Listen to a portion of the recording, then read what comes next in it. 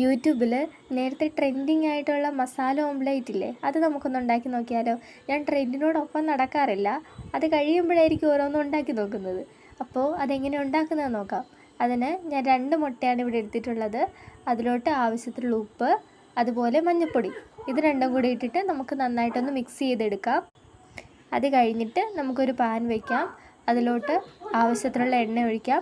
എന്നിട്ട് നമ്മൾ നേരത്തെ എടുത്ത് വെച്ച് സവോളയും തക്കാളിയും പച്ചമുളകും വേപ്പിലയും ഇതെല്ലാം കൂടി ഇട്ടിട്ട് നന്നായിട്ടൊന്ന് മിക്സ് ചെയ്ത് ഇതിലോട്ട് ആവശ്യത്തിനുള്ള മഞ്ഞൾപ്പൊടി ഇടാം. മഞ്ഞൾപ്പൊടി ഇട്ട് കഴിഞ്ഞാൽ പെട്ടെന്ന് വെന്ത് കിട്ടും, അതിനാണ് ഇടുന്നത്. പിന്നെ വേണ്ടത് മുളക് പൊടിയാണ്. ഞാനിവിടെ കുറച്ചധികം മുളക് പൊടി എടുത്തിട്ടുണ്ട്. പിന്നെ വേണ്ടത് മല്ലിപ്പൊടിയും അതുപോലെ കുറച്ച് വെള്ളം കൂടി ഒഴിച്ചിട്ട് നമുക്ക് ഈ ഒരു പാകത്തിന് മിക്സ് ചെയ്തെടുക്കാം. ഇതാണ് അതിൻ്റെ കറക്റ്റ് പാകം എന്ന് പറഞ്ഞാൽ.